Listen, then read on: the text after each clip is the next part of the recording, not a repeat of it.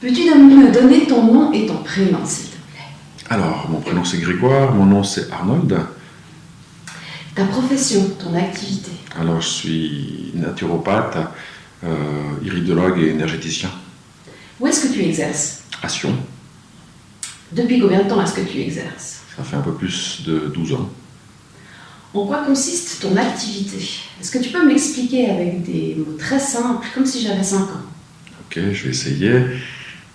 Bon, la première partie, c'est de la naturopathie que je dirais plutôt classique. Donc, en fait, je fais des bilans de santé avec l'iridologie.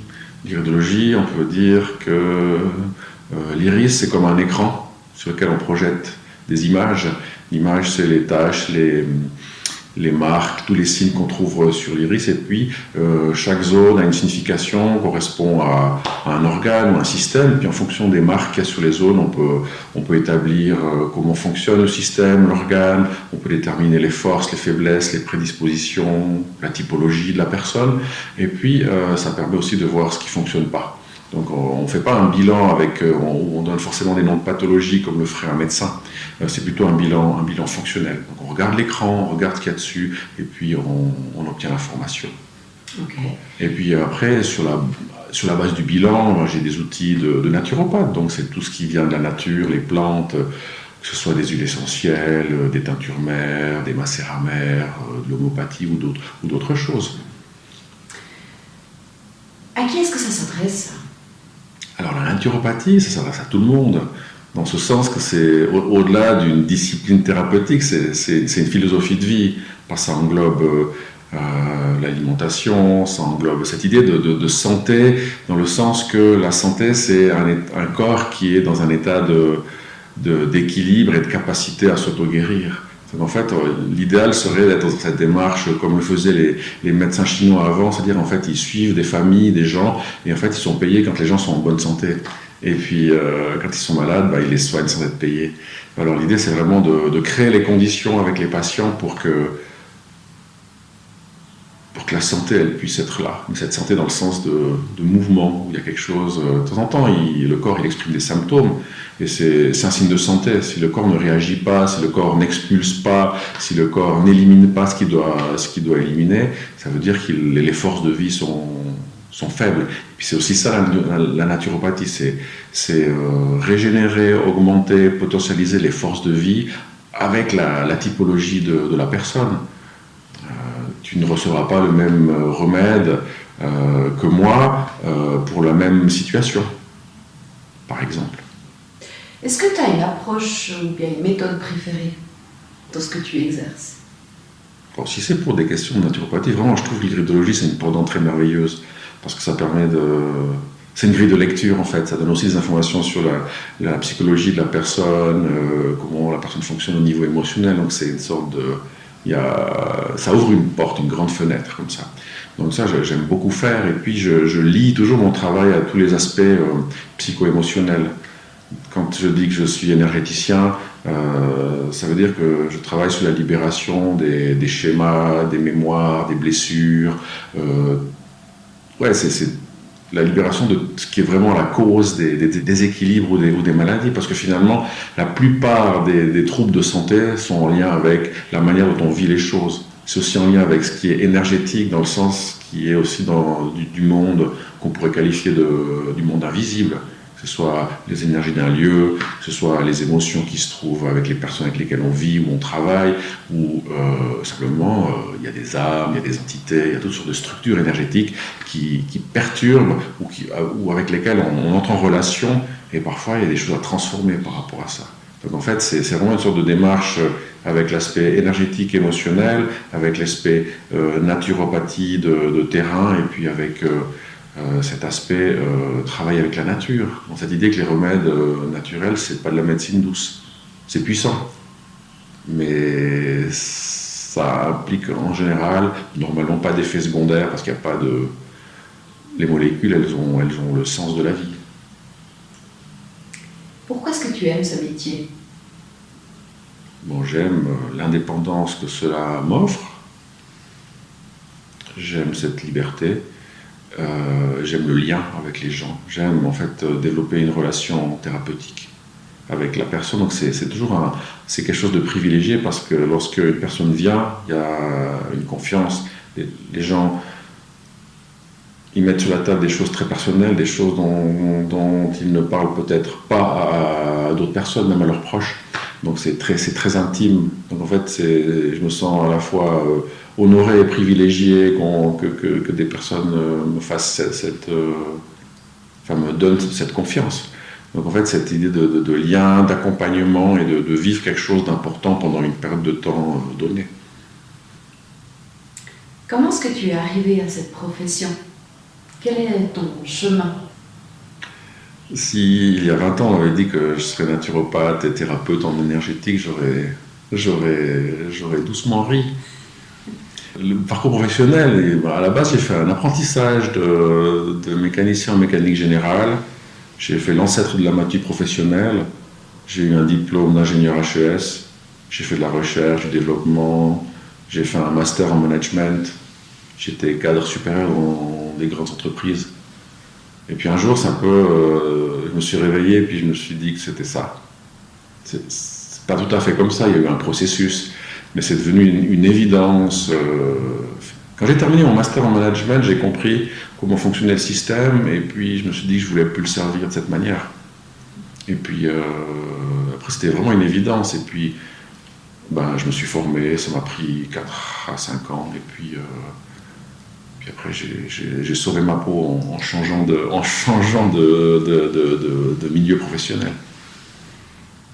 Est-ce que tu peux m'expliquer un cas qui t'a marqué, qui t'a troublé? Un cas qui m'a marqué.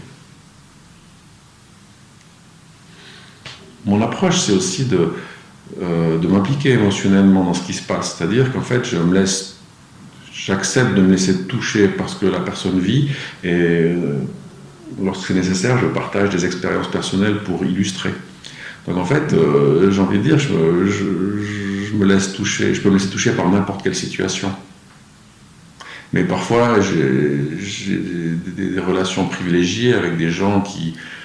Là, je pense à une personne qui a un certain âge et puis qui fait un chemin merveilleux entre sa santé, entre son parcours de vie spirituelle. Parce que finalement, quand on fait de l'énergétique, c'est aussi, on touche quelque chose à la spiritualité. Et puis, qui a une sorte de vivacité d'esprit à bientôt 80 ans que des gens beaucoup plus jeunes n'ont pas. Et ça, je trouve merveilleux. On devrait la présenter en exemple, cette personne. Qu'est-ce qui te fait lever le matin? À part le réveil, en fait, moi, j'ai du plaisir à venir ici. C'est simple, en fait.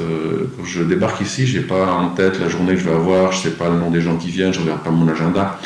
Donc, je me laisse surprendre par ce qui vient, comme ça. Ce n'est pas quelque chose que je prépare, c'est plutôt dans la spontanéité. Donc, en fait, je viens parce que je sais qu'il va toujours se passer quelque chose. Ça va toujours être intéressant, même si pour certains cas, parfois ça peut être de la galère, dans le sens où je peux ne pas trouver la solution, ou la situation peut ne pas évoluer rapidement, et puis il peut y avoir des échecs thérapeutiques aussi, parfois ça ne fonctionne pas. Mais malgré ça, ça reste intéressant, ça reste passionnant. Et puis aussi, c'est que en fait, dans toutes les situations avec lesquelles j'interagis dans ce rôle de thérapeute, j'apprends. Souvent, je dis un truc, puis je me dis, oups, voilà, puis je reprends la partie pour moi, parce qu'en fait, c'est une sorte de piqûre de rappel pour moi, ou de compréhension nouvelle. Donc c'est un échange. Qu'est-ce que tu souhaiterais amener au monde? J'aimerais pouvoir participer à ce mouvement où la conscience de la race humaine, elle change par rapport à sa place dans l'univers et dans la nature. Je ne prétendrai pas être celui qui va faire basculer, je ne suis pas le nouveau Martin Luther King ou je ne sais pas, ce genre de personne, mais à participer à ce mouvement où un jour la conscience elle bascule et puis on arrête d'être la créature qui détruit tout. Mais juste participer au mouvement, être dans ce mouvement, peut-être voir ça dans cette vie, ce serait super. Si on devait faire rapidement ton ikigai, comment est-ce qu'il se présenterait? Alors à l'intérieur, c'est à la fois calme et vif. Ça peut être très posé et très rapide. je sens bien les choses. Je sens les choses souvent avant que la personne qui est avec moi s'en rende compte. C'est parfois embêtant d'ailleurs. C'est peut-être aussi une sensibilité qui me joue des tours, parce que j'ai une grande sensibilité, donc j'apprends au quotidien à vivre ça. Et donc il y a ce calme et à la fois cette diversité, cette capacité de comprendre les choses rapidement. Ensuite, ce que je peux apporter, c'est une forme d'écoute qui est bien posée, je crois. Et donc en fait, avec les gens qui viennent me voir, ce que j'apporte, c'est la capacité à développer chez les gens cette capacité propre à être présent et puis à créer les conditions pour que ça aille mieux. C'est vraiment un truc, après on fait une co-création. En fait, j'ai l'impression que j'incarne cette possibilité de présence pour prendre soin de ce qui doit être pris en compte. Qu'est-ce que tu pratiques pour t'ancrer? Est-ce que tu peux faire une démonstration si nécessaire? Non, je ne vais pas faire de démonstration. Bon, des choses simples, hein, c'est marcher dans la nature, par exemple. Ça, c'est probablement une des meilleures choses, c'est aller me poser contre un arbre. Les arbres sont des maîtres pour ça. Ils sont ancrés et à la fois souples, parce que c'est un arbre, c'est pas comme ça, c'est quelque chose qui est comme ça. Puis les branches, elles dansent dans le vent. Donc ça, c'est la première chose. Bon, je pratique la méditation. Je pratique une méditation qui est en mouvement, c'est une sorte de danse. On peut appeler ça la danse de Shiva. C'est une danse où en fait on est bien posé, les pieds sur le sol et puis le corps se met en mouvement. Mais c'est un mouvement qui n'est pas mental, c'est l'énergie qui engendre le mouvement. Donc, et puis l'autre chose, c'est juste, c'est ce que dit Daniel Audier, c'est ce que dit Thich Nhat Hanh, c'est en fait cette idée de présence consciente, c'est par petites touches, être là, 20 secondes. Je sais pas, le matin, en posant ses pieds sur le sol, en prenant sa douche, en mangeant, en parlant, là, maintenant, simplement. Donc en fait, c'est de la présence consciente par petites touches. Et ça, c'est quelque chose qui fait que, plutôt que de faire 1 heure de méditation par jour, par semaine, en se disant bon, il faut quand même que je fasse, puis le mental il me dit ouais, plus tard, parce que le coup, cette méditation, c'est un peu l'objet de torture du mental, c'est la vie qui devient le yoga. Donc c'est chaque moment, et ça rend chaque instant un peu plus dense, un peu plus... Ouais, un peu plus... Il y a juste plus de texture, en fait. Le nom d'un praticien que tu me recommanderais et puis pourquoi? Le nom d'un praticien que je... Mais en santé ou qui fait quelque chose à sa manière? Quelqu'un qui te vient à l'esprit, quelqu'un qui t'inspire, chez qui tu pourrais me recommander pour tout et n'importe quoi, quel que soit mon souci. Ok.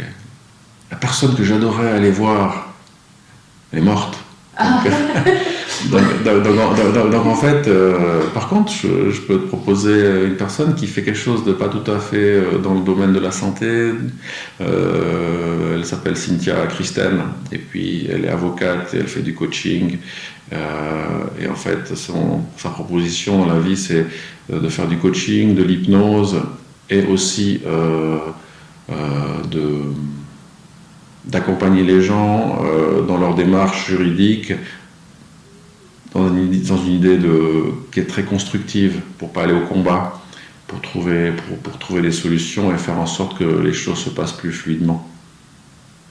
Et c'est vachement bien. Je suis pas sûr qu'il y a beaucoup de gens qui font ça dans ce domaine. Non, il n'y a personne. Donc en fait, c'est super. Ok, merci. Et puis quelle question j'ai oublié de te poser? J'avais pas d'attente particulière par rapport aux questions. Donc en fait, je me suis pas préparé. C'est toujours difficile de parler de soi. Donc en fait, je sais pas. J'ai pas de questions supplémentaires qui me viennent. Est-ce que tu aimerais ajouter quelque chose? Non, j'étais ravi de faire ce petit exercice de présentation face à la caméra. Mais c'était plutôt beaucoup plus agréable que ce que je pensais. Ça, c'est à cause de moi. Ah, bah, merci beaucoup. C'est merveilleux. Je t'en prie. Merci Grégoire pour cette très belle découverte. À mes amis les enquêteurs, on se dit à très bientôt pour une prochaine vidéo.